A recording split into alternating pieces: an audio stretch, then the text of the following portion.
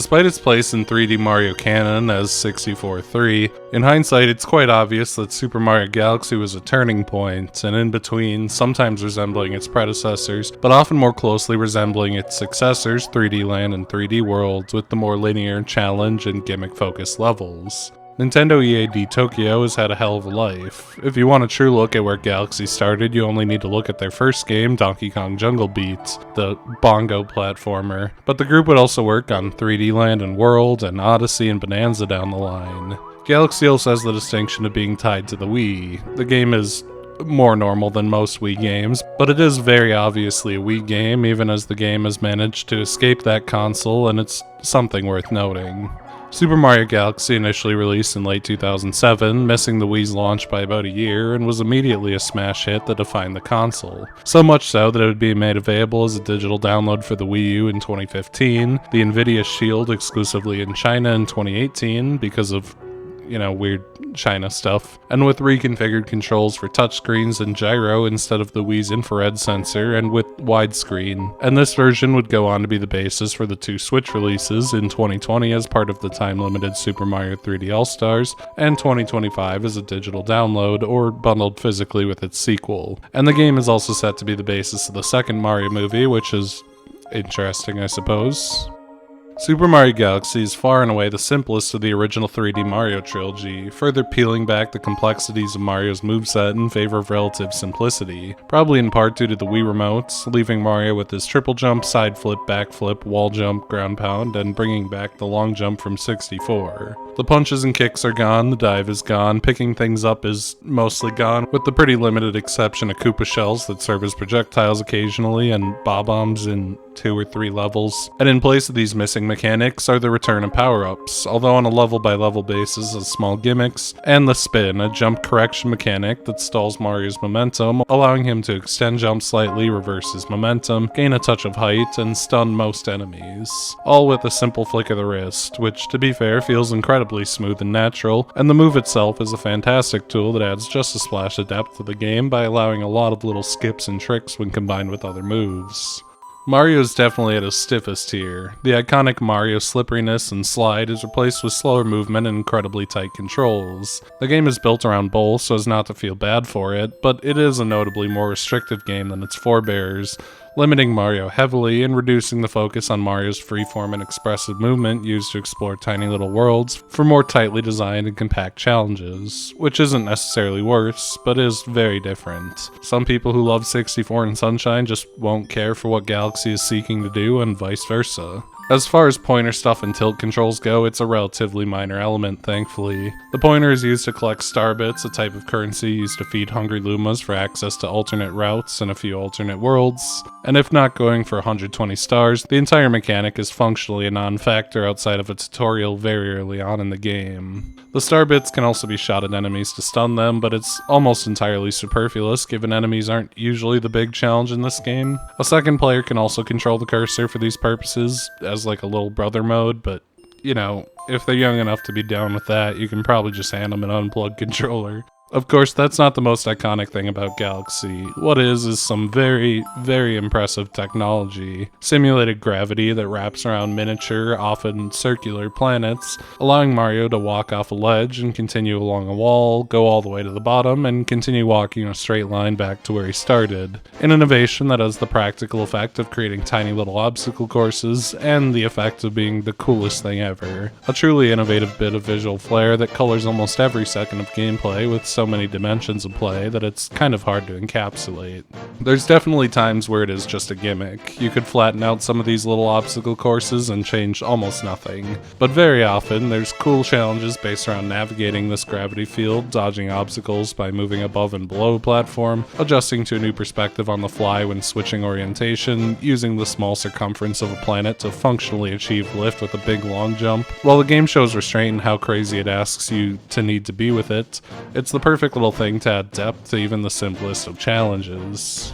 Galaxy also moves away from Sunshine and 64 a lot in its structure. No longer a series of tiny open worlds, instead it's a lot of things really. The game is divided into 6 main domes, which each house levels that can be roughly divided into 3 camps, usually 1 to 2 of each of the former and 3 to 4 of the latter. Exploratory worlds most closely resemble the prior games, levels like Honeyhive and Beach Bowl, which are mostly self-contained little open worlds housing 6 and sometimes 7 stars, and which focus primarily on exploring every inch of one large planet for a variety of challenges. Although like Sunshine, it's very segmented off star to star, and typically only 3 stars exist as a standard, with 1 hidden star and 2 prankster comet stars, which add a new layer on top of pre-existing stars. Speedy comets add a timer, daredevil comets force you to do a chunk of a level, usually a boss, with 1 hit point. Cosmic comets are unique little races against an evil cosmic Mario. These are absolutely fantastic. Fast foe comets make enemies and obstacles move way faster, and purple coins ask you to find 100 purple coins in a level, and appear in every big level after beating the final boss as a soft replacement for the 100 coin star that was in the previous 2 games. These are all great little twists on the main game, but they all have pros and cons. The speedy comets never feel strict enough to matter, the daredevil comets are almost always just fighting a boss again except for one exception, the fast foe comet doesn't appear enough, and some of the purple coin missions are really something. The other big levels, 6 to 7 stars, are more linear challenge courses that change what path you're on level to level but maintain their theme. A majority of the larger galaxies are like this: Good Egg, Battlerock, Gusty Garden. They have consistent theming through each level and often start in the same or very similar places, but usually deviate so far from star to star that they more resemble linear levels with a shared theme than a cohesive singular place to explore, despite having the same 3 main stars, 1 secret star, 2 prankster stars structure. The final ones are singular galaxies, linear platforming challenges or gimmick stages that have 1 and very rarely 2 stars that are almost always more obstacle course than anything else, and laser focus on one unique idea, which serve to house all sorts of wackiness that wouldn't fit anywhere else. And these tend to be the highest highs and lowest lows of Galaxy. Another big change from the prior 2 3D Marios is the de-emphasization of the hub worlds. The Cosmic Observatory is a very beautiful and important location story-wise, but largely lacks the secret stars or exploration of the prior hubs. The Cosmic Observatory is a ring with domes containing a level select circling it or resting above it, that unlock as the final level of a dome is beaten, each of which house an incredibly large portion of the levels. Each dome also has a hungry Luma that appears outside of it and is very technically in the observatory, but are unlocked via progress in the domes. The only stars technically tied to the hub worlds are the final level and the 4 levels tied to the Planet of Trials, which is unlocked by finding the 3 green power stars in the game, which are attached to different missions. Of course, the observatory isn't entirely wasted, despite its simplicity. It offers periodic story updates, information on where pranks or comments have appeared as they spawn randomly over time, letters from Luigi, who becomes lost a few times throughout the game as a special mission type, plus houses the library, which we'll come back to that in a moment. Speaking of Luigi, my man finally made it into a 3D Mario as a completion reward, taking after his playstyle from Super Mario Bros. 2, slipperier but with higher jumps. I think he's actually really fun, hitting the perfect amount of slip to make him just a tiny bit chaotic but still correctable, and his slightly improved jumps actually open up a few small places that he can cut corners where Mario can't. Honestly, that would be enough, but there are some other minor changes throughout the game, primarily to the Cosmic Mario, now Cosmic Luigi races, where Luigi's spectral clone is actually much faster and more aggressive in using shortcuts, and also for some reason Luigi can hold his breath for significantly less time underwater. I don't know why that is.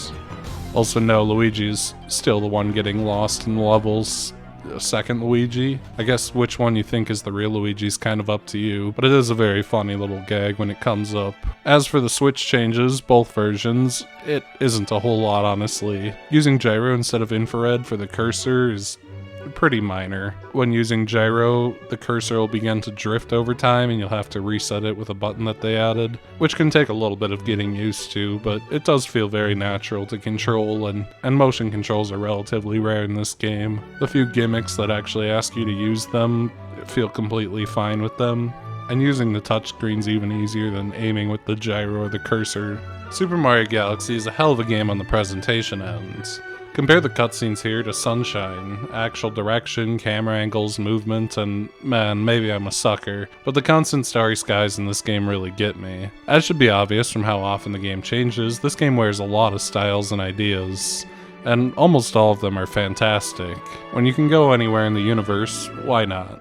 Whether the game is doing a sunny beach and waterfall island, pouring out into an endless sky, a twisting haunted house that utilizes the gravity mechanics to throw you off, or an icy mountain neighboring a planet with a molten core, the game consistently impresses with its variety and the general atmospheric quality of each area, greatly boosted by its soundtrack and especially the lighting. Galaxy takes on a lot of darker visual tones with a more earthy coloration to Mario and slightly more texture on him, and the use of different lighting at different times of days in interior areas and when around alternative light sources like lava all further color the experience. Very few areas in this game are like another, even superficially similar ones, and it really makes the whole adventure feel like this barely coherent art piece that splashes every little bit of color all over the place but still comes together in the end somehow, because every single little piece works. Mahito Yokota largely took over music for this game, a big change given how essential Koji Kondo had been to the series, although he did work closely with Yokota. And the most noticeable change is that the music is actually performed by an orchestra for the first time in the series, for some of the music. There's a lot of music that still isn't, which is weird, but you can definitely tell when the orchestra's there and it does sound great. The orchestra thing gives some really incredible results, and that wouldn't end here for the series. As with the levels, there's so much variety. Almost every galaxy, even many of the small ones, have unique music that stretches an endless series of styles. The silly little jaunt of Honeyhive for the whimsy of the bees, the grand swelling winds of Gusty Garden that play as you drift on dandelions between planets, the robotic march that pounds down on you as you climb leg a leg, the quiet loneliness of space junk, it all sounds fantastic. From the second the game starts, it comes in with this loud flourish, just to show off a little bit, but also to sell the grandness of the game, and it's a dense soundtrack, filled with so many gorgeous songs that exist to make one tiny stretch of the game more atmospheric. It's really incredible. The story is also somewhat notable, not so much like the game's plot, which is basically the standard with one, let's call it supermassive questionable decision, but more so the fucking storybook. Progress unlocks new chapters of Rosalina's storybook, telling her backstory, and as it does every single time, I cried once again. Most of the impact is in the presentation, the childish perspective, the music, the beautiful illustrations, but it's a genuinely sweet and heartbreaking little story about grief and loss and finding purpose. I know the main point is Rosalina's mom, but I always felt bad for her father and brother too, given she goes away forever. It's shocking Miyamoto was like, I fucking hate this, take it out of 2. But, you know, he was kind of just doing that at that time. It was a weird time.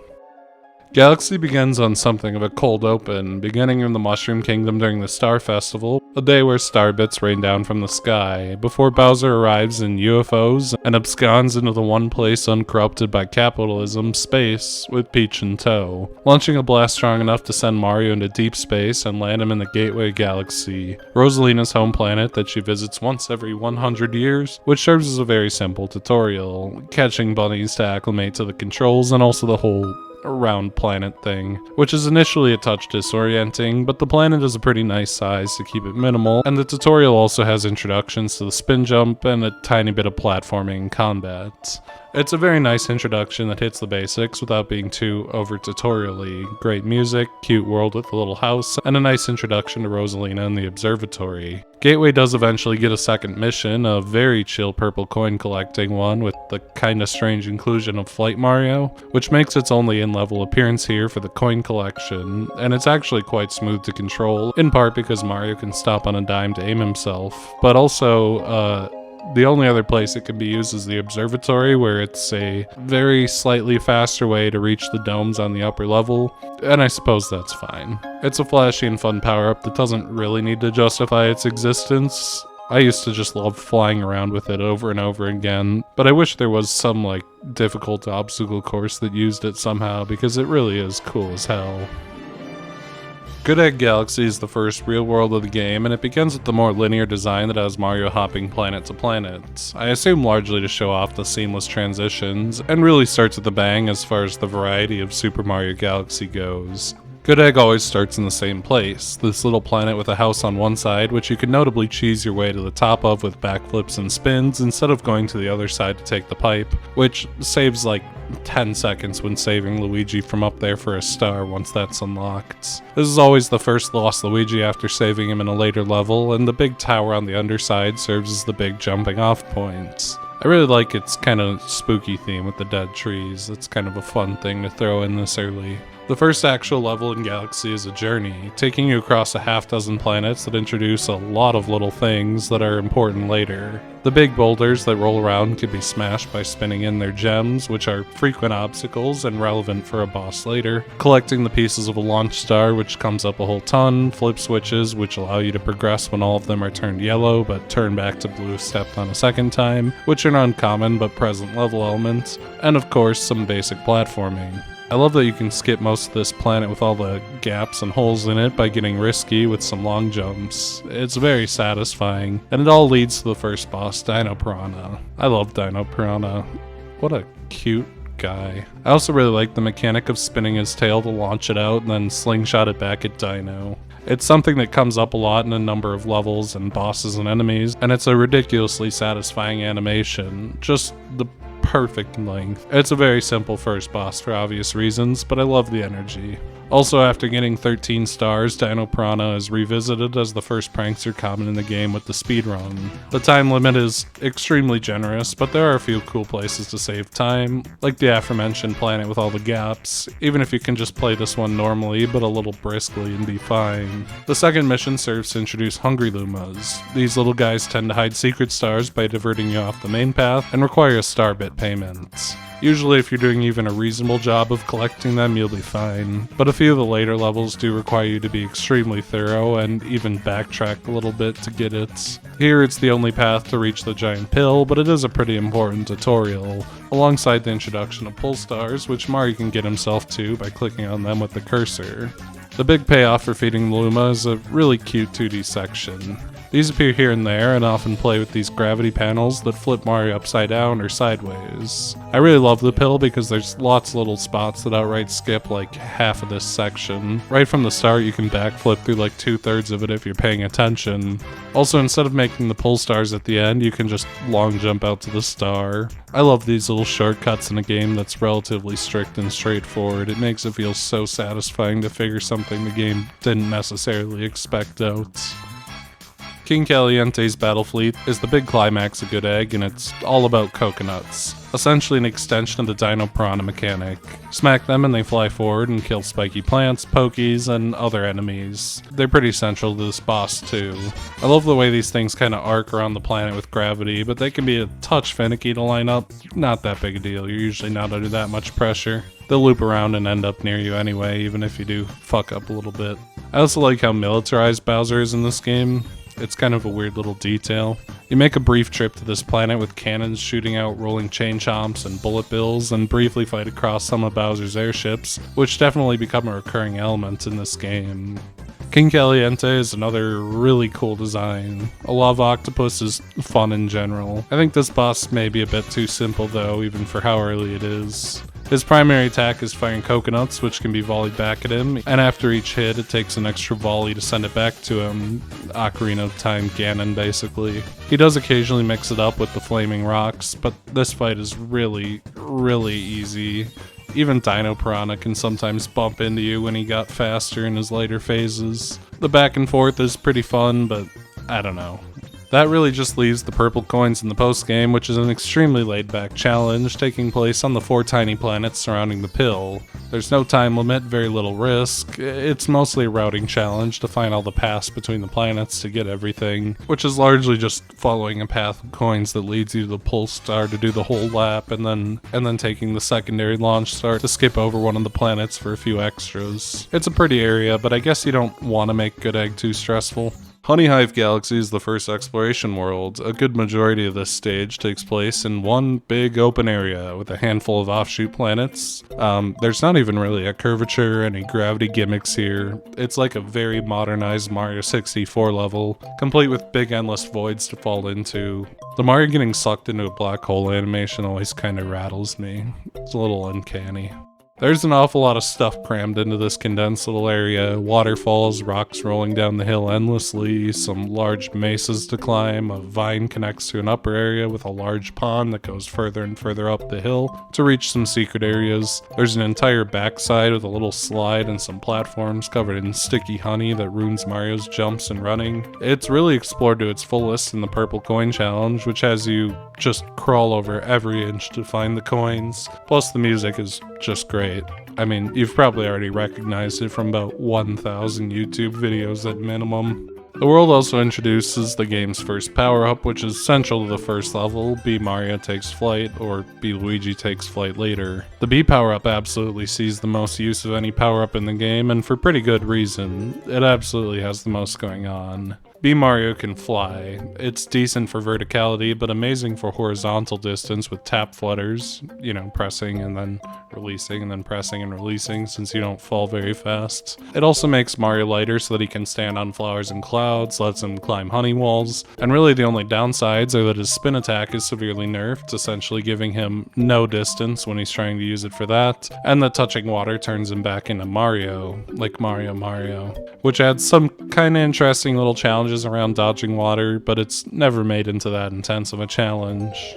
The actual mission is fairly chill, which fits the sunny vibes and music. After playing with the bee suit enough, you'll get sent to a short flower platforming section, which looks and feels very cool, then do some honey climbing to reach the Queen Bee, a character who is notably Mario Kart 7's most bizarre inclusion, to uncomfortably crawl around on her to get star chips to launch to the star. It's a comfy little introduction to the exploration levels, although there isn't a lot to say about it. The second mission does get a bit more intense, relatively, forcing Mario to go all the way to the top to fly into the giant sky butt plugs and get to the deck above the large tree where he has to do some simple platforming while fighting manda bugs, simple enemies that dash at him as he passes their line of sight that need to be ground pounded.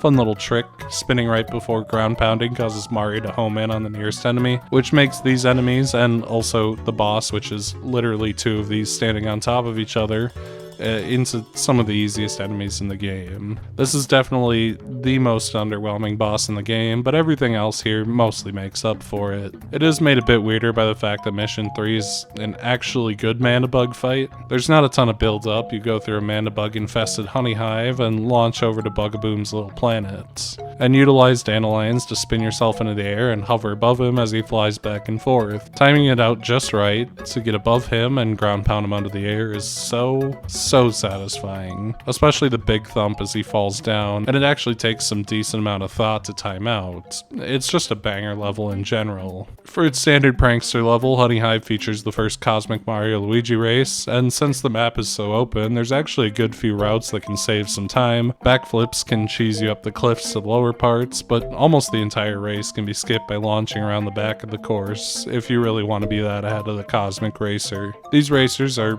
pretty much always a joy. The area's secret star is another lost Luigi. He's actually fairly well hidden this time around and requires the bee suit to reach. However, Luigi is too scared of bugs to come down until you get rid of it. It's a very silly little interaction that kinda ties the whole thing together for being a simple, fine Luigi little hunt. Guess we can lump all three small galaxies together then. Loopdeeloop Galaxy is the introduction to race surfing, one of the three motion gimmicks in this game. Hold the Wii Remote sideways and tilt to steer, use A to accelerate. This is definitely the rockiest of the three, in part because the presence of waves along the edgeless course make it very easy to overcorrect. Although frankly, letting go of the A button briefly stops you so quickly that you can readjust from any awful position as long as you're not off the ledge, and the timer on actually completing the course is fairly generous. This race surfing gimmick only comes up one more time in the Blended of Trials with the Loopdeswoop Galaxy, which essentially acts as a harder version of the same course with narrow paths and an actual loop, and a longer course which makes the time limit relatively stricter. I think as a whole, race surfing is kinda just okay. The world itself has nice water effects and looks very cool, but the mechanic is a bit awkward and the only utilization they ever managed to find with it is two little racetracks, which is a bit disappointing.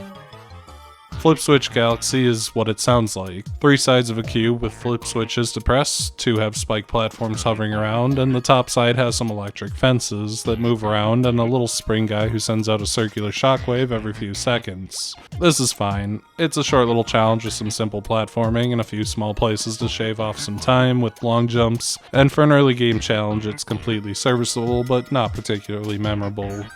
At some point, a hungry Luma also appears outside the terrace, and if fed, unlocks another little galaxy, Sweet Sweet Galaxy, which is the real proof that this game is just Super Mario 3D Land's dad. A chocolatey-themed linear platforming course where treadmills of chocolate with holes cut out move against Mario before mixing it up by having you jump on the cutout patterns.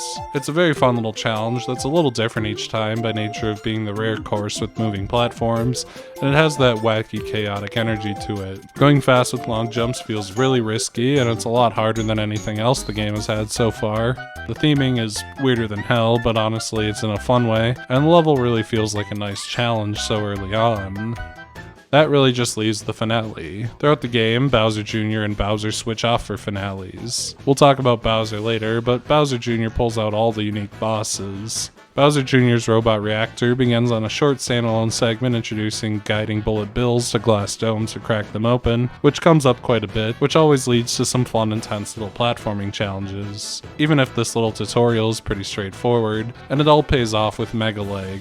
Man, I absolutely love giant bosses you have to climb to fight. I wish every game had something like this. Going up the legs and over the gears isn't actually all that difficult, but it's a hell of a spectacle and a unique use of the gravity stuff. Also, the bullet bill guiding immediately comes back to actually fight it, but with some moving gates that block your path. You can backflip over the gates to bait the bullet bills over or into them, which feels really cool too. The boss is a big dumb platforming boss that has all the spectacle a first boss should have. Well, like a first major boss. All in all, the Terrace is a great start to the game, a bit on the easy side for obvious reasons, but there's a great combination of a solid linear big galaxy, a really comfy exploration galaxy, and a few unique little platforming challenges with a passable gimmick mixed in and a fantastic finale. As an introduction to everything Galaxy is a mix of, I absolutely love it. The fountain skips out on having an exploratory level at all, which is kinda interesting.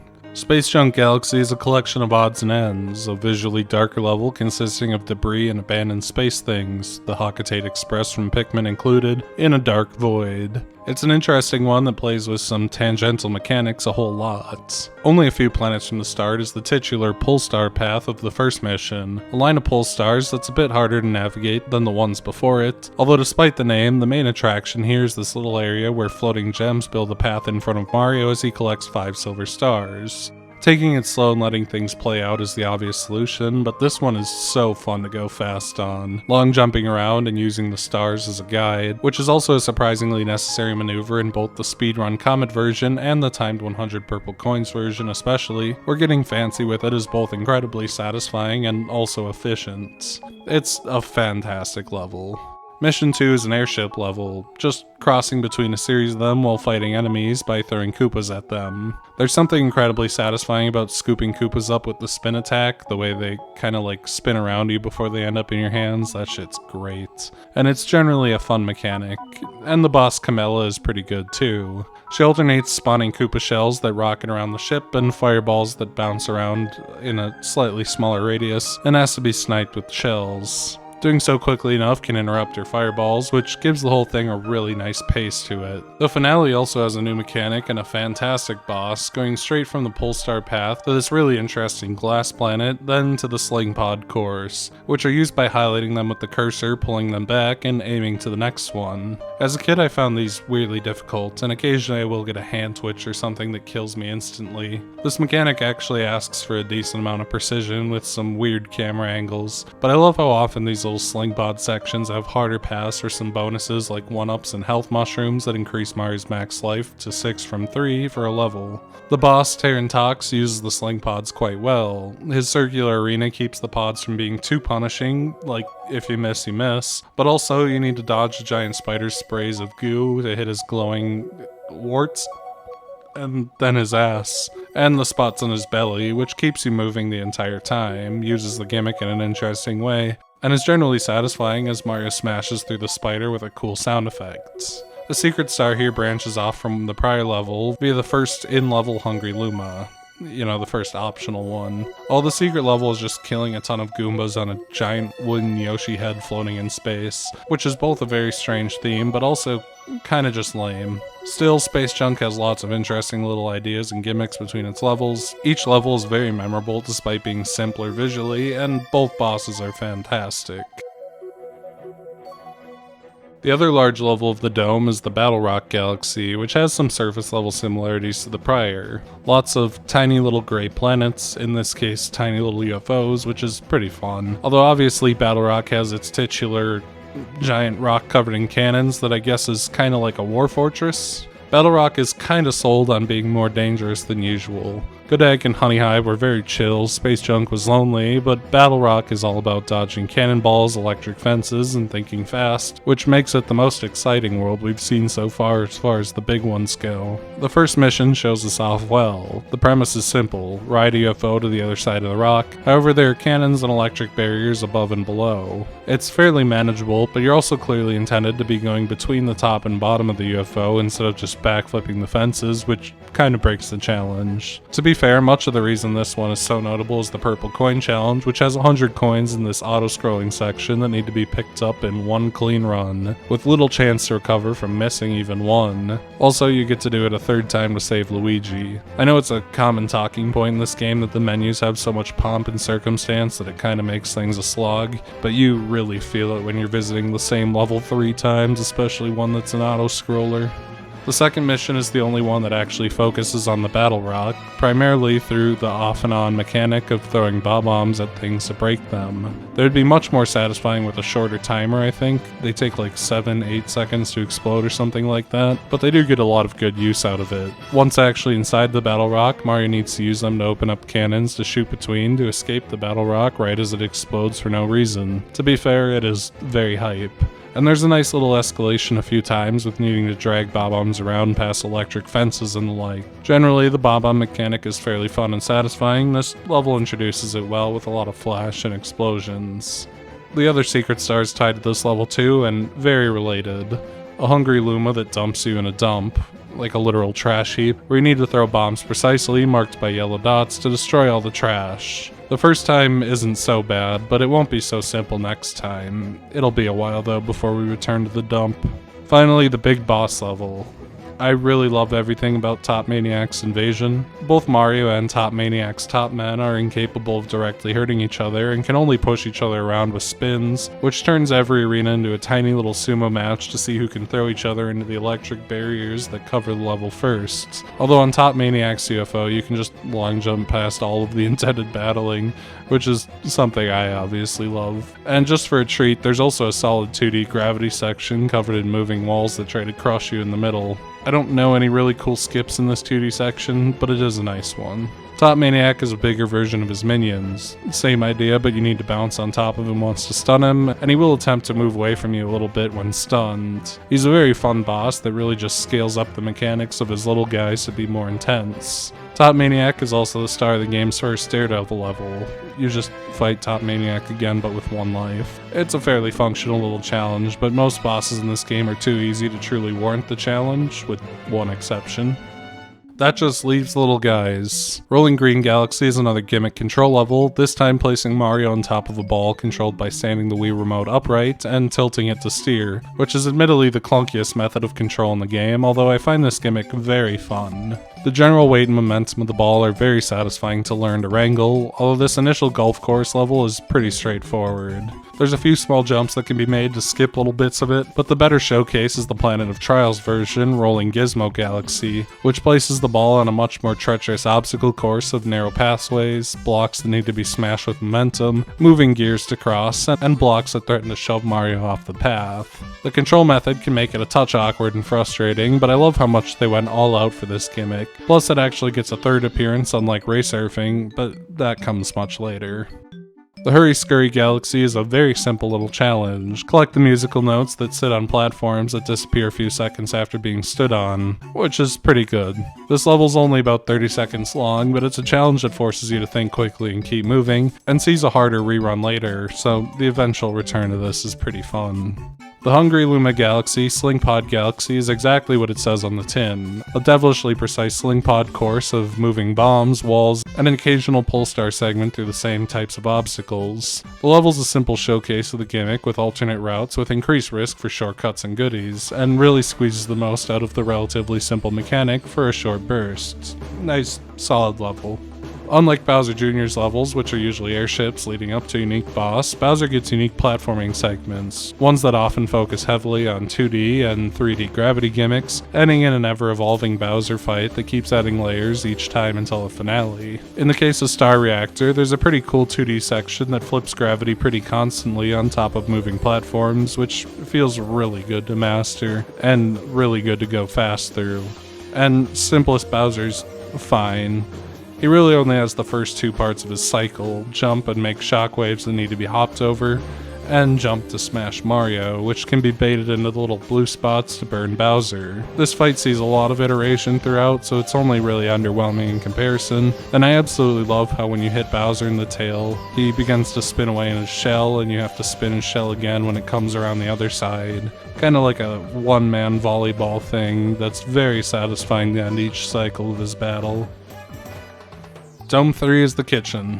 What were they cooking? Unironically. Do Rosalina and Lumas eat anything but Starbits? Beach Bowl Galaxy is an interesting case of an exploratory galaxy. It's rather small and simple, with most of its interesting stuff underwater, and as a result, sometimes turns to launching you off to small platforming planets off its base. Not that I mind, I think both of them are great, but so is Beach Bowl in general. I love the huge waterfall feeding into the big water bowl that's overflowing into space. It's a really cool visual, and there's some good sunshine vibes here. The world centers very heavily on swimming, which is finally good for the first time in one of these games. The controls are smooth, and repeatedly spinning lets you move incredibly quickly, although doing so comes at the cost of spending more air. Luigi has much less breath than Mario, which is funny. Also, when you spin out of the water, you do like this big dolphin jump, which is very satisfying. Shells can also be used underwater, acting like those little diver puller things, I don't know what you would call those, which lets you go real fast and then ditch them to use as a weapon.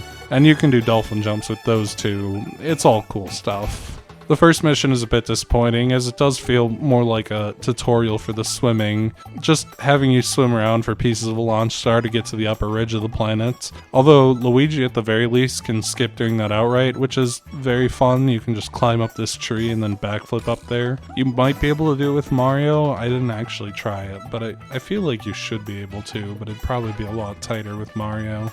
The second level isn't a ton better. You need to steal a gold shell from a penguin swimming around and bring it back to the big one. The penguins are very, very cute, but this is 30 more seconds of swimming. Although the secret star can be accessed either here or the next level by cracking open a hidden treasure chest, and the secret level is fantastic, introducing the ice flower and bringing back Cataquax from Sunshine. The Ice Flower is easily the best power in Galaxy. Ice Mario freezes water when he walks on it, and a spin sends him skating, giving him some fantastic speed and letting him carry that speed into twirling jumps, and also allowing him to wall jump up waterfalls, as is central here. And the big finale, guiding a Cataquac along the ice path you're creating while steering around glaciers that smash through the ice. Fantastic. The Ice Flower gets more play in a later level, but as a little secret platforming gimmick and introduction to the skating, it's absolutely fantastic. The final real level also leaves the bowl. An underwater cave leads to a planet covered in thwomps and tox boxes. They're similar to thwomps, but they roll along the path of a planet. Tox boxes are some of the best enemies in this game. I love seeing them and sliding into their mouth so they pass over you at the last second.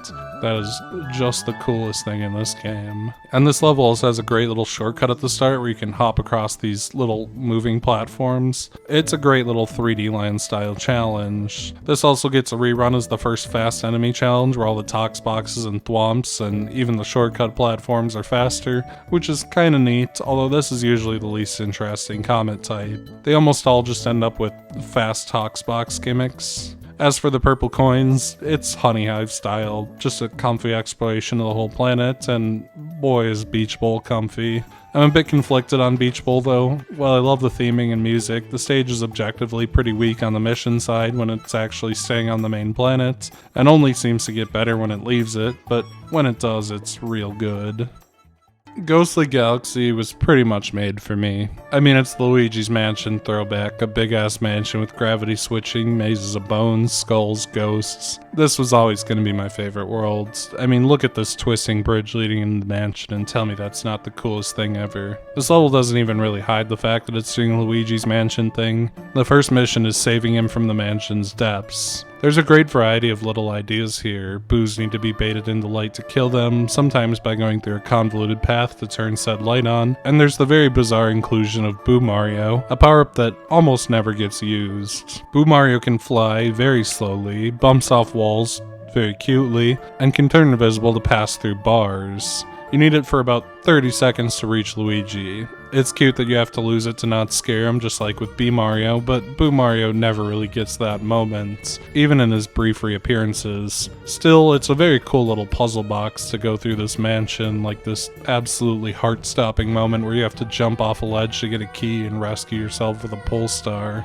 Mission 2 is a race. This game's Il Pantissimo, or Koopa the Quick, is the spooky speedster, who poses an interesting challenge as he doesn't need to play by the rules. He's asymmetric. This is a race where you're stuck on pole stars, and the course is fairly dangerous. It's relatively easy this time, but I do enjoy the little twist on the pole stars and the theming. Matter Splatter Mansion is the secret star within the race level, and it's really cool visually. I love the way the whole level comes into existence around a spotlight. The level is kind of an auto-scroller, but there's some small skips you can make, and the level also has lots of little hints like star bits and coins that make the path obvious so you can plan ahead. This also gets a great sequel later, but man, it is such a fantastic little gimmick. The big boss level is great too. Bomboos are a very cool little gimmick, just grabbing them by the tongue and twirling them into obstacles to move forward, and against the boss. I wish they appeared past this point. The whole twirling thing is so satisfying, but this is the only level they ever show up in. There's a few other cool segments too. I love whenever Sling pods show up, and Bouldergeist is a fantastic boss. I mean, it uses Bomboos, how could it not be? But he's also dangerous, probably the hardest boss in the game.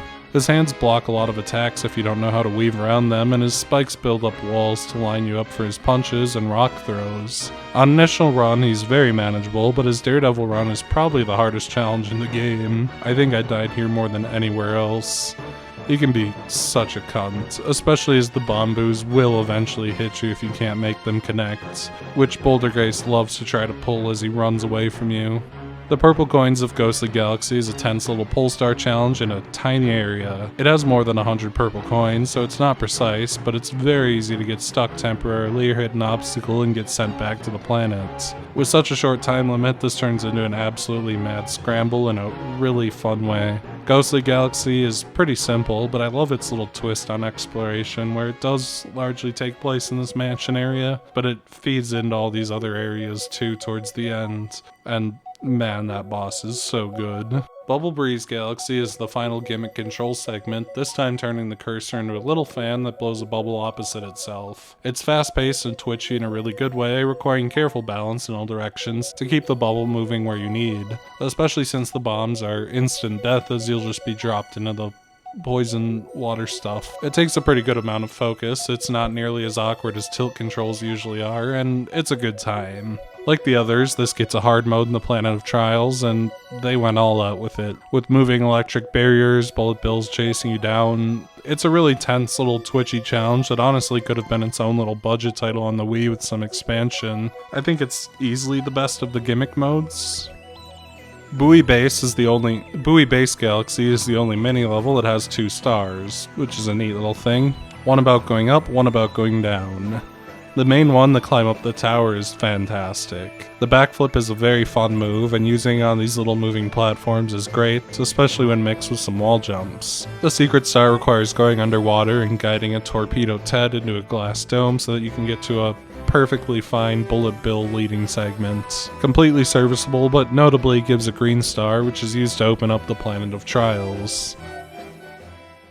The Hungry Luma this time is Drip Drop, a planet completely covered in water with a very small core to give it a hell of a curve. The goal is simply to throw shells at giant eels, and aiming and lining up shots on the curve is extremely satisfying, as is managing air. It's a really simple concept, but all of the sunken ships add a lot of flavor. It's a fun gimmick stage.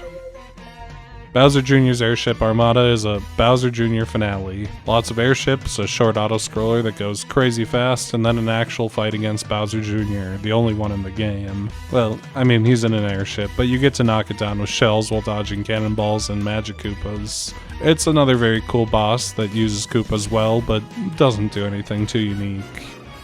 The bedroom dome shifts the balance of worlds to 3 large ones, so that's good I suppose, although I do love the little one-offs. Gusty Garden Galaxy has the most iconic song in Galaxy. I mean, the fact that it made it into Super Smash Bros. Alongside the early game song says a lot. It's also just comfy. Tiny garden planets connect to each other by tunnels of wind, which can be traversed by clinging to giant dandelions. It's a really cute idea. There's also some generally fun things to see: a hedge maze on a cube, metal rings overgrown with vines, moles trashing the grass because that's what moles do. It's all great. The first level seems to recognize Gusty's best qualities. Despite being a linear set of planets type level, there's no rush or tension. You lazily float between planets on flowers until you reach the garden cube to catch a bunny. The garden planet itself has a surprising amount of variety. A secret tunnel to the other side, small little decorative awnings and connections and hedges that you can jump over and around. The initial bunny chase doesn't take great advantage of this little cube, although it's a fun first pass, but the cube really shines in the purple coin comet, where all these decorative little odds and ends become surprisingly tight but safe little platforming bits, and very stressful under a time limit despite having slightly more than 100 coins to find. It's good stuff. Major Burrow's level plays out much the same. There are some unique spots like this little thorny maze on a ring and these giant apples with worms that you need to scare out of the ground to get around. I always found this one kind of weird. Do the worms just live in those apples forever, or are they the planet themselves is the worm and the apple is a disguise? How did they get in there? Major Burrows is an okay enough boss. He follows you around, and when he pops out, you ground pound. Same gimmick as the smaller moles that are all over his level and a few other levels. It's very satisfying to get into the rhythm too. You can get through this boss incredibly quickly once you figure out what to do, but it is also notably a little repetitive and very easy, which makes this level's main prankster being a daredevil run a little underwhelming. The third level is very much a 3D land level after its initial comfy float. Really just an abstract obstacle course in the sky, but with lots of cool gravity gimmicks. Rotating cylinders and cubes that you walk along to get to each other, cannons on different layers that you have to dodge, climbable pulls that go up and down and all around, flipping gravity to fall to other areas. It's a simple and sweet segment with some cool visuals thanks to all the gravity flipping. This mission also contains the secret star, which requires hitting a series of question mark coins to get a rainbow star, making Mario faster and invincible. This power-up usually only shows up as a little bonus, occasionally just letting you run through a pile of enemies on some planets. But here it's used to destroy a suspiciously wealthy rolling chomp. I actually kind of like this one despite the simplicity. I think it's very obvious where the star is without spelling it out, and hitting all the question mark coins in the dandelion segments actually takes some thought for the reward, as you have to time out your spins as you only get 3. It's a cool little mini challenge and a rare secret star that isn't just jumping off the main path to a different little platforming segment. Gusty Garden is overall pretty decent. Its missions really lean into the comfiness of the world like Honeyhive had, but mix that uniquely with the more segmented gameplay of the less exploratory levels. Its boss is too easy and it retreads a lot of the same ground sometimes, but the music and visuals give the place so much atmosphere that it's still charming to explore. Freezeflame Galaxy is one of my favorites. The cool theming helps obviously, but part of it is the way every mission is so different. The galaxy isn't just a fire and ice hybrid planet, but an exploratory ice mountain, resembling other exploratory stages, but a touch more railroaded. A lava planet that serves as a tense obstacle course, and a hybrid planet that feels like an in-between, switching between the different musical themes of each as you go back and forth between the sides. After an ice skating tutorial on a simple ice donut, which is pretty important here all around, the first mission takes place on the ice mountainside, which acts as a semi-exploration level, a bit more limited than the others, but with a few choices of path, like a more obvious one that requires using wall thwomps as platforms, and a faster, more hidden one that launches you up some to skip a few segments. The ice flower sees a lot of use here to get past the chilly water that hurts Mario after a few seconds, and has some cute applications like turning the peak of sprinklers into temporary platforms that disappear as soon as Mario jumps off of them. The The boss of the mid-peak and the first level is Baron Burr, who is a very simple but satisfying boss. Dodges attempts to push you into the water, spin to pull off most of his ice, and try to hit him again before he rolls into the water to bring his icy shell back. The fight is a little too easy. I mean, worst case, he throws you in the water, and if you're quick enough, you can just get back out before the hypothermia sets in, but the idea is really cute. The secret star actually also takes place here. A secret path with some tricky sprinkler jumps to a winding mountain path full of snowballs that roll downhill, and narrow paths covered in enemies and wall thwomps that lead to the true peak, far above even Baron Burr. And also the fire flower is introduced here. It's a very underwhelming power-up. It's exclusively used in this game to melt snowmen that otherwise stand in your path and to light torches. It's not all that useful for enemies usually, but this climb is actually quite good. It's a nice simple vertical platforming challenge that hits all the bases and has some great views on the way. The purple coins also take place on the ice planet, with the coins kind of going all over the place. Both the Baron Burr path and peak path house purple coins, as does the lake at the bottom. The little slide that normally gets you a 1-up, and other tiny little sections. It's impressive how much work goes into just one little bit of this galaxy. On the flame ends, the planet is split into two halves, and Mario flips up and down between them as he goes. The level's a simple obstacle course, with rolling pillars in the lava that you have to balance on, shooting fireballs at torches to open doors, and at these little urchins that slowly roll downhill at you. And the torches get pretty interesting as the game makes them harder and harder to hit as the level goes on, forcing you to bounce them off of the lava to reach the torches, or shooting them from a moving platform. The level is fairly simple, but I love the visuals of lava above and below you since you're in the center part of the planet, and the platforming segments are very solid. There's an awful lot going on in the actual Freezeflame part too. From the start, the icy donut is covered in tiny little stars to swerve around, as well as fireballs that launch across it, although most of the mission bounces between a two-sided planet. One side with cold rising water, one side with rising lava, with the goal of taking the fire flower from the lava side back to the cold side, which is fine enough. The finale really sells it though, with a long path of ice and lava that leads to the star, with the ice flower freezing past on the lava, but on the relatively short timer of the ice flower. It's a fun little segment, and even better in its Cosmic Mario or Luigi race form. We're keeping moving, skipping little segments with well-timed jumps over gaps, and grabbing ice flowers quickly is a must. Freezeflame is fantastic. Two cool themes smashed into each other, great music for both, and three vastly different gameplay styles smashed into one galaxy depending what mission you're in. All of them great, especially when it all comes together at the end. Dusty Dune Galaxy is the obligatory desert level, taking place across a variety of planets that hit absolutely everything a desert level could have. Quicksand, twisters that launch you into the sky, hidden ruins, cannons shooting heavy artillery, pyramids, and treasure hunting. Also, the music sounds like a very, very good version of every video game desert soundtrack ever made. I mean, not a complaint, I love me some desert music. Even in its simplest mission, Dusty Dune feels like a step up in the platforming challenge department. Everything is a narrow pathway, and the twister enemies are necessary to float from area to area.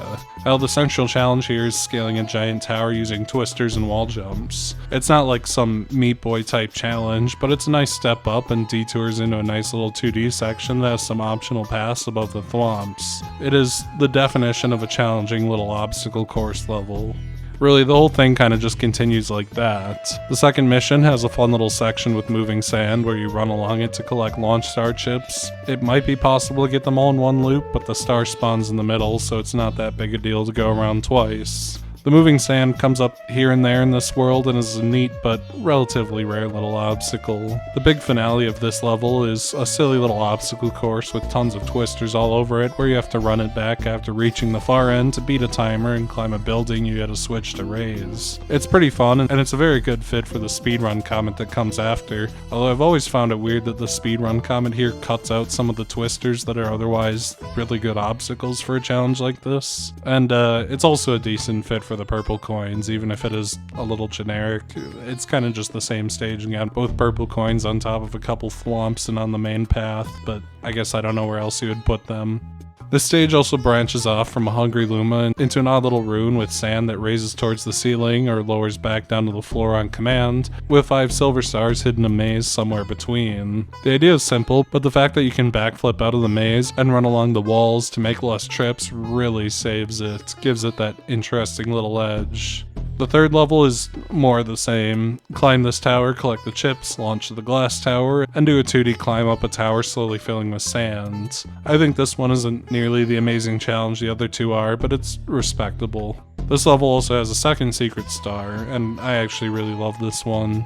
It's a bullet bill leading challenge, but the bill is on top of a low tower that needs to be raised to reveal the glass bubble with the star in it, while managing the bill's distance as the dome slowly rises out of the sand, and while dodging dry bones all over the place. It's a very creative little twist on the old concept of the bullet bill leading challenge that comes up a whole lot in this game, and it's actually like way harder than it looks. It takes a lot of effort to keep that bullet bill in the air and moving the direction you need it to. Just 3 little guys this time, and for most of the rest of the worlds. Honeycllimb Galaxy is sort of the finale of B Mario, a deadly honey climbing level full of raining meteors, mana bugs, and big gaps between the walls. Even bigger ones for some cool shortcuts. I really appreciate that they chose this underutilized little part of B Mario to expand into a challenging little sprint. Tap flying gives a huge advantage, even though the game never really tells you to do it. The game kind of trusts you to intuit it, and says, hey, you can go slow here, or you can teach yourself this neat little trick. It's a really nice one-off. The Hungry Luma level is Bigmouth Galaxy, a giant cave shaped like a giant fish floating in space. That has almost no bearing on the content, but it looks really cool. This is a pretty simple swimming level. Go to the far side of the cave, get the gold shell, go back. I like the theming, the booze in the underwater section are a neat little twist, and the little gravity gap between the 2 water sections is cool, but it's a pretty simple swimming level that comes and goes. So what's Bowser been up to? Dark Matter Plant is another mostly 2D gravity challenge. The biggest part of which is riding these Tetris blocks and positioning yourself to survive the regular gravity switches, plus this very brief section where antimatter removes bits of moving platforms only as they overlap, which is a neat visual. It's a great little challenge to wrap up the dome. Bowser himself adds 2 new attacks, fireballs, which go so far around the planet they become a problem from behind, which I really like, and a little twirl you need to run away from. He's getting better, but there's still a lot more Bowser to go, so we can come back to him a little later. The engine room is the final main dome. There's a lot of asterisks to that one, but this is the final major boss of the game. Defeating Bowser Jr. here, even if you never beat another level here, unlocks the final level as long as you have at least 70 stars from other worlds. Gold Leaf Galaxy is a real strange one. It's Honeyhive mirrored horizontally, and with a gorgeous autumnal theme. Why did they reuse Honeyhive? I don't know, man. My leading theory is that they had cool ideas for harder levels in Honeyhive. Perhaps initially levels were meant to have more stars like Sunshine. Perhaps they had ideas deemed too hard for early on and just shoved them here. Perhaps they just loved the level theme. I mean, I sure do. The level is kind of the final boss of the exploratory levels, even if not literally the last one, pushing that Mario 64 and Sunshine type vibe to its limits. The first level asks you to scramble all over the lower half of the level for star chips, and that's just to go up the little hill to get the bee mushroom, to find even more star chips up on that side. All to reach a tiny planet where you chase a rabbit. This one outspeeds you and needs to be cornered by hitting switches to create walls in its path. I absolutely love this level for hitting every notes these types of levels have so far. There's not an excessive amount of danger or really any tight jumps, but a careful test of your skills in exploration and observation. The second level takes B Mario and combines them with something different, but perfectly fitting. Mash them with Cataquacks. 2 mechanics about going up, and one you need to lure around into useful positions to get a jump start. The idea is very obviously fun, and the level squeezes out everything you could possibly do with the idea. Leading Cataquacks through mazes, leading them on narrow linear paths, guiding them across a whole planet while dealing with enemies. The idea doesn't have enough legs to be a whole world or anything, but it's one of those things that perfectly plays itself out. Every variation of the concept, and ending right as it would start to get old. There's also a little secret star hidden by using the Cataquacks to get part of the way up the big tree, which is kinda neat. It's a very simple note collecting challenge in a bubble, but it's nice to see that it's back. There's not a whole lot to say about it. The main challenge is just kind of knowing where to look, which I guess fits well, but it is cute to see the bubble back one more time. The finale is surprisingly closer to a platforming challenge, but with some unique twists. The big addition is storm clouds. The rain they dump down kills the bee power-up, but the bee is also light enough to use them as platforms. and Mario is made to use the bee and his long jumps to cross narrow wooden beams that weave towards a large tower, one with circling storm clouds that act as obstacles and necessary platforms at the same time. Even down to the boss, weaponizing water is a theme here. A mole and a cannon firing water blasts. One hit turns off the bee, and you don't really need it. Hitting the button in the back raises some platforms to get over to him and ground pound his little dome, but if you can keep the bee, you never need to bother with that. The bee lets you skip the back and forth and skip the button outright. You can just fly out to him and rip through the boss, and it feels really rewarding to pull off. The boss itself is really just fine, but the reward for good play is a fantastic payoff. This level also serves as the basis for the Cosmic Mario race and the purple coins. The Cosmic Luigi race especially forces you to go for some risky fun jumps, adjusted for the lack of the bee suit there, and the purple coins are under a pretty strict time limit, forcing you to keep moving. They're both great little platforming twists on this finale, but I wish the chill vibes had gone to the end. Even saying that, I really love this level. It is lazy, it is kind of reused content to an extent, but carves out a niche identity as the harder version of its basis, throwing out a ton of unique ideas, new mechanics, and new combinations of mechanics. The theming is gorgeous, and frankly, if the reuse was going to be this good, I can let it slide entirely. Sea Slide Galaxy is an exploration level that doesn't really feel like one. It looks like a sunshine level in theme, but it's a gigantic donut of water, a race course that passes through a lighthouse, a giant mangrove tree, and a cave. This level really loves races. 3 of the missions are races or race adjacent. The first has you trailing a giant orca whale as he places rings behind him, sort of a guide map on the course's layout before asking you to do it for real. And this is the weakest one, I think, but I actually kinda like Guppy as a character. I think he's cute, and I feel a touch bad that we throw him out even if he was bullying the penguins, but I suppose it gets him to his second home where we'll see him later. The second mission is a more literal race against the penguins. The lead racer can make you sweat a little, but the obvious finale is the race with Cosmic Mario and his faster and better brother Cosmic Luigi, who don't do the whole course, but really push you in the bits that they do.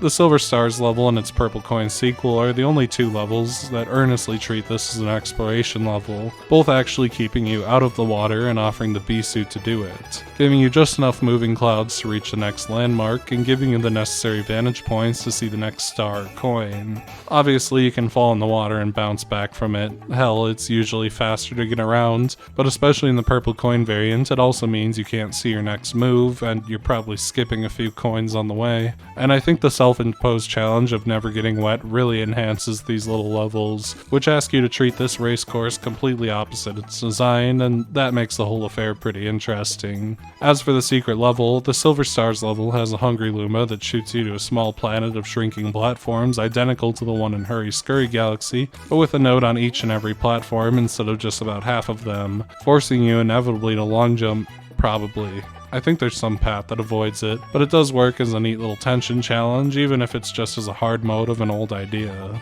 This planet is interesting to me more than anything. The theming is great, and I really like the races, but they can give this galaxy a bit of a repetitive quality this game is very good at avoiding, which is why I appreciate the point where it puts the brakes on for a little bit. I think it's one of the weaker levels in the game, but something had to be.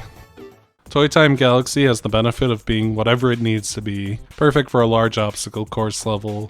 It can be riding the back of a tiny train, clambering across giant forks and cakes, or a giant robot. The level's decorated in gaudy primary colors, silly and imaginative little designs, and a gimmick intended to make the game worse. In some way, it's just a perfect avenue for the weirdest ideas the game can muster. One of the little odds and ends of this level is screws that can hold things in place. A pretty minor level element, but I love how unscrewing panels will cause them to fall very slowly with you on them if you aren't quick. I mention that because the first level gives you a tiny area that teaches you this early, and also early on you get the spring power up. Power down, really. I remember old forum arguments about this form acting as if it was bad on accident. It's not. It's a very intentional challenge. Your movement becomes wonky, stopping and starting in bursts, with limited ability to come to a stop as Mario flips over and over himself, but in return getting the ability to wall jump automatically and leap dozens of feet in the air. The initial spring section is a tutorial, simple conveyor belts, a simple going up tutorial, but it's immediately put to use in a kind of boss fight against a new Mecha Bowser, sort of a giant Megaleg type boss. Part platformer, part boss, clambering up the sides of its weapons to unscrew passages to its arm, pulling those apart to get higher and higher, and finally destroying it by springing to the top. It's kind of the perfect finale for the main larger levels. Megaleg's concept is pushed as far as it could go. A gimmick that works against you is introduced, although it's not pushed to its limit yet. It has neat visuals, and it really feels like a big crescendo to the final build-up. Mario Meets Mario is the shitter filter. Well, its purple coin variant is anyway. This is maybe the most pure platforming challenge in the game. The original Mario sprite recreated in rotating tiles, shrinking tiles, and lava, with 5 silver stars scattered around. The real trick is that it's not a one-way trip. You need to make it back to the start. This original version isn't so bad, honestly, but the purple coin variant is kinda mean, replacing the lava with insta-death dark matter and asking you to actually route a course through 100 of the 150 coins and then back. I think most people kind of just get skill checked when it comes to not realizing they have to go back, despite, the first level requiring you to do so, and the star in the middle of the starting platform. There's actually tons of flexibility in which coins you're comfortable going for, and the game rewards you handsomely for big risks like jumping over the void and spinning back. I think most people genuinely overthink this level and rate it as way harder than it is for it. It's a very nice late game challenge with lots of freedom in its simplicity. The secret star springs from here too, at a slightly early point, the Screw Planet, which is a cute little stepping stone to Big Mario, featuring unique little challenges on each side, like screwing in the big screw. The secret stage itself is kinda just whatever. 2 square rings with tox boxes and spikes patrolling a number of flip switches. The whole thing is fairly predictable and dry. There's no real hook for how late game it is. The fast foe comet helps some, giving it a little bit of extra edge. The short patrol areas of the tox box means you either need to dive for it and get in its mouth or come from around an edge, but it is still fairly dry. The finale of Toy Time is really funny. After its first little test in the first stage, the spring gets a big finale. It really just hits every single thing you could force the spring to do. Jumping high walls on a conveyor belt moving against you, a rotating cake moving against you full of gaps, some only to one side, some entirely through the cake, that requires some careful timing to navigate, some ice sections sands the spring, some moving platforms to bounce on, and a boss fight against the cannon mole again, this time with slow-moving homing balls of electricity, who needs to be sprung up to ground pound on him. The spring is a simple power-up, but as a rare Mario power-up that's entirely negative, I think it's a really cool challenge to try to wrangle it through these more intense segments and a really awkward boss. I almost wish it took it a little further, admittedly, but it's a very cool little challenge. As for the one-offs, Bonefin Galaxy is another water planet, entirely water, and acts as a boss version of the prior Eel one. This time with a giant skeleton shark named Kingfin. Absolutely sick design. Kingfin needs to be hit 4 times while also sending out tiny sharks that hunt you down. I love the aesthetic, darker and gloomier than the other water levels, with wrecked ships, a cool boss, hydrothermal vents everywhere giving it some lighting. It looks absolutely fantastic, and the boss itself is fairly cool, even if it's kind of a been there done that situation. The Sand Spiral Galaxy serves as the hungry Luma planet for this dome and consists of 2 very different parts, the sand and the spiral. The sand is a long tunnel that can be navigated with the bee or ghost mushroom while dodging around an aggressive slew of lights or water. I've honestly never tried the bee here, the boo just never gets enough time to shine, so I've always picked it, and it has limitless airtime. The spiral is a giant moving spiral that you sprint across, probably with the easy-to-nab rainbow star to reach the center, although long jumps can skip a whole lot of this from certain points, which I obviously think is great. Really, both halves are great mini-challenges, and a little star at the center of the spiral looks cool too. The 2 halves are kinda weird together, like 2 half ideas were just shoved together because they didn't have anywhere else to put them, but they're both really cool ideas that deserve to be seen. The finale here is Bowser Jr.'s Lava Reactor, a pretty simple lava stage that introduces platforms that sink into the lava the longer they're stood on, which is used extensively in the boss fight against... am I allowed to call him that? Black King Caliente. Yeah, it's a King Caliente run back, but he's African American, apparently. And the platforms you fight him on sink slowly over time, which forces you to jump a lot, but otherwise, it's the same boss. Good enough, I suppose, it's just a bit disappointing for an endgame boss. I guess as a bonus, the Gateway Galaxy also gets a Hungry Loom after doing its purple coins. Boo's Boneyard Galaxy, a race against the spooky speedster as Boo Mario in 2D. It's a really fun race, honestly. There's lots of little shortcuts through Boo Mario's invisibility that keep the fairly easy race exciting, and being the only 2D race in the game really has to count for something, I guess. The final dome is the Garden, the smallest galaxy, considering of 3 large galaxies and 2 small galaxies counting the Hungry Luma, and with no Bowser stage. These kind of serve as challenge levels, all stuffed with some of the hardest stuff in the game, and focus heavily on pushing the game a little bit further. Deep Dark Galaxy is the final exploration galaxy of the game, largely taking place in a large cave area here, much of which is underwater. The first level is a journey underwater to reach a ghostly pirate ship in an interior bay. It's a very cool setting, although you can take a brief aside to a tiny version of Gateway Galaxy as well, which I think is very cute. And the pirate ship itself serves as a spot to rematch Camilla, this time on its tiny crow's nest that makes her attacks more tense and difficult to avoid, which works pretty well even if it would be nice to have something new. This Camilla fight also gets a Daredevil challenge, which feels a little bit too chaotic. It's really easy to get hit by a fireball from behind during this fight, but, you know, it's fine. The pirate ship also appears in a chill purple coin segment. The coins get some decent hiding spots that are pretty hard to reach, like right under the crow's nest, and quite a few of them are underwater, but it is another purple coin challenge. From any level, including the first, the secret star is available. The entrance is awesome, going to the lowest point in the cave and throwing a shell at some mines to blow open a hole in a sunken ship that I assume is the unghostly version of the ghost ship. I don't know why else it would be here. And that launches you off to a silly little puzzle box. The goal is to kill a single Boo with a light, but doing so requires finding ways to the gravity switches to keep rotating the box to get closer and closer to the crystal that blocks the light. It's a cute little gimmick. The Boo poses a slight but constant threat as it follows you around no matter how you change the gravity, and it's more clever than the usual Boo kills with how much work it takes to get there. The second star takes Mario across the upper parts of the planet that otherwise go neglected, and there's some relatively tight jumps and some cute skips you can make. And this ends up at a really unique see-through planet where Mario needs to ground pound above, they kind of look like tennis balls, to launch them into the center and make a watermelon become a planet. I'm just rolling with it. It's a fun challenge. You get to dodge over the shockwaves as you do it, and you know, it's a cute little platforming thing. A little bit simple, but interesting visually at the end.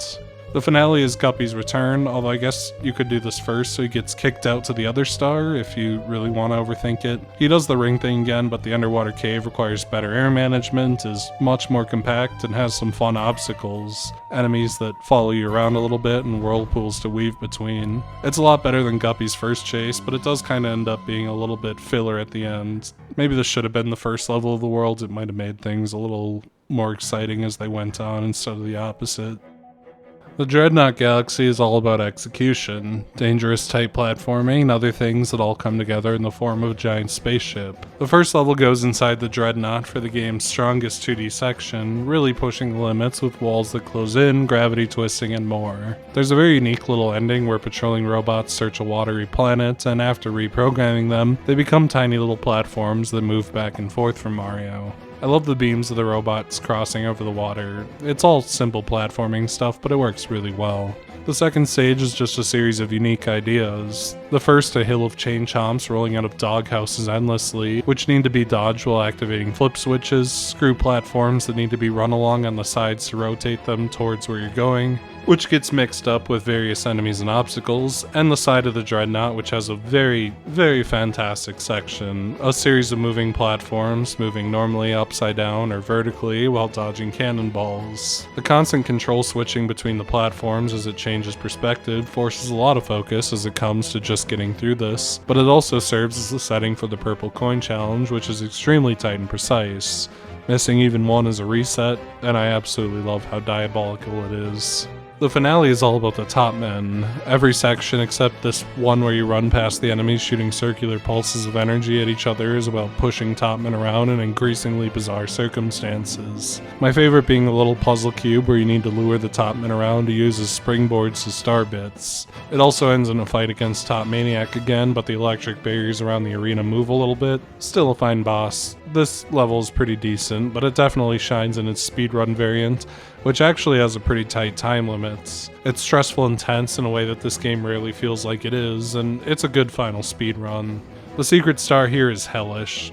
Garbage Act 2, so ridiculously tight that even missing one of the dots on the ground that show you where to throw the bombs and grabbing bombs in the wrong order instantly ends it in failure, thanks to how long the bombs take to detonate. Out of everything infamous in this game, the 100 coins on Pixel Luigi, the spring, this is the one that deserves it. It is a truly awkward and clunky minigame that always comes down to literally the last second, and when you manage to succeed at it, you really cannot tell why you were any different than the first 10 times you tried it.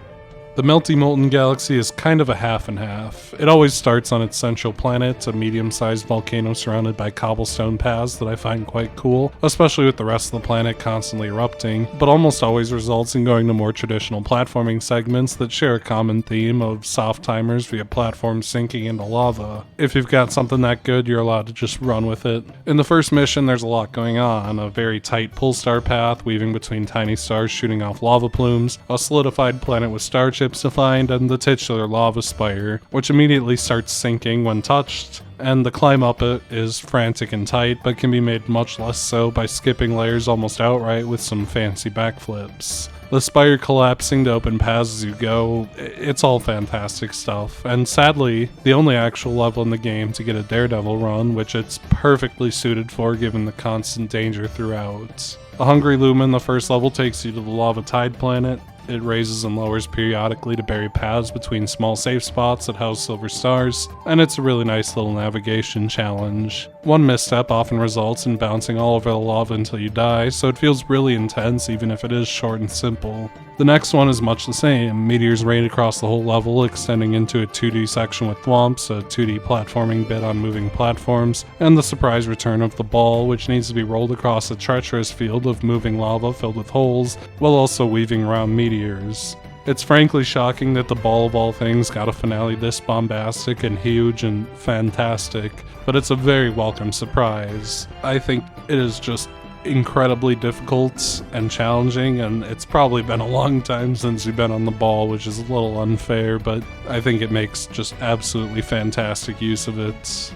The finale is weird. It has a pretty solid sinking platform section, nice and long, and then the big boss of this level is the fire variant of Dino Piranha, which is Dino Piranha, but his tail rapidly bursts into flames and goes out, which forces you to time it out a little more to actually get hits in. It's the best of the boss repeats just by nature of changing it up a little, but it is yet another boss repeat. The purple coins take place entirely within the starting area, and even there the level's pretty tense, forcing you to ride sinking platforms very low to get purple coins underneath them, while jump past steam vents and take some risky jumps. It's perfectly fine, but this galaxy does kind of peak very early on. As for the final two levels before the final boss, Matter Splatter brings back the theming and gimmick of the Ghostly Galaxy level. Spotlights that illuminate the path into existence, but with a few unique little twists. Like these little lights that create platforms as they bounce along and look really cool visually. They kind of splash out like little rocks being thrown into water. And the back half mixes the gimmick together with the spring mushroom, which forces a lot of thinking ahead. It's a great finale for the spring and this otherwise one-off gimmick, and certainly feels like one of those late game 3D world levels that are impressively difficult. The Hungry Luma leads to the Snow Chill Galaxy, a short time puzzle with a lot of pointer gimmicks. Primarily shuffling around the snow on the planet to reveal flip switches and hidden bunnies, who also need to be corralled into a pit to catch because they're faster than you, although there are a few places where you can catch them otherwise. It's a cute little gimmick. Your first time you'll probably fail a few times as you find all the hidden little secrets in the snow, and I kinda wish we got more weird little cursor gimmicks like this, since it otherwise feels like the Starbit collector for most of the game, but this is a very nice use of it, even if it does come right at the end of the game. That just leaves two to go. First off, the big finale, Bowser's Galaxy Reactor, which is dense with unique little platforming challenges in the lead up to Bowser. This light that creates gravity wherever it shines and moves around should have been a mainstay in this game, because it is so cool visually and in usage. I love running along the walls and you can choose to fall off onto the platforms. That shit should have been used everywhere in this game. There's little rotating lava and sand planets that you move against to progress, where the long jump becomes crazy, short little 2D sections of dodging fireballs on collapsing platforms, a giant cylinder that you're on the inside of where you cross moving platforms while avoiding bullet bills and gigantic bonsai bills. It's not the hardest set of challenges in the game, but it is respectably difficult to navigate as a final gauntlet before Bowser, who really is just a long version of Bowser. He does the shockwaves, the twirls, the jumping, and setting himself on fire to hit him back and forth, and adds in a really bizarre segment where Bowser turns into a boulder that needs to be smacked in the face right as it's exposed, just like the boulders from early on, and a cute little section where the plants need to be knocked into him to stun him or added in. I love that you can race his fireballs and hit him before he starts moving around instead of trying to time it. That's a very nice little touch to control the pace because this level does kind of get long, but I think it's so cool that he incorporates all these little mechanics that have come and gone throughout the game. It really feels like a final test of everything. Way back, I also mentioned an oddity with Galaxy's story, and it's finally here. After his defeat, Bowser falls in the lava of his reactor and is presumably disintegrated. It's happened before in New Super Mario Bros. Not a huge deal, but then, just as the normal ending comes about, his Galaxy reactor turns into a supermassive black hole and destroys the entire universe. Everyone's dead. Mario, Peach, Luigi. The wiki lies and says Rosalina's saving Mario here. That is not how this works. Rosalina kind of just bandages the gaping shotgun wound by saying, yeah, well, give it 65 billion years and everything's gonna basically be in the same place, mostly the same, but maybe a little nicer. It's a weirdly dark ending to Bing Bing Wahoo Man on the round watermelon planet and gets brushed off entirely. As a kid, I was genuinely kind of freaked out by this. I find it more comedic now just for how weird it is.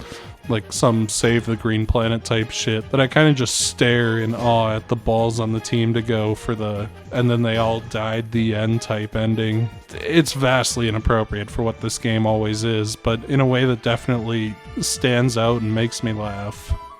Galaxy also includes a bonus galaxy as a completion bonus, a double completion bonus really, for getting 120 stars with Mario and Luigi, which is a touch excessive, the grand finale galaxy, a return to Peach's castle during the Star Festival from the start of the game as a purple coin mission, although not one meant to be a challenge. About 95 of those 100 purple coins are in a literal straight line, with only 4 or 5 of them hidden away on top of Captain Toad's ship.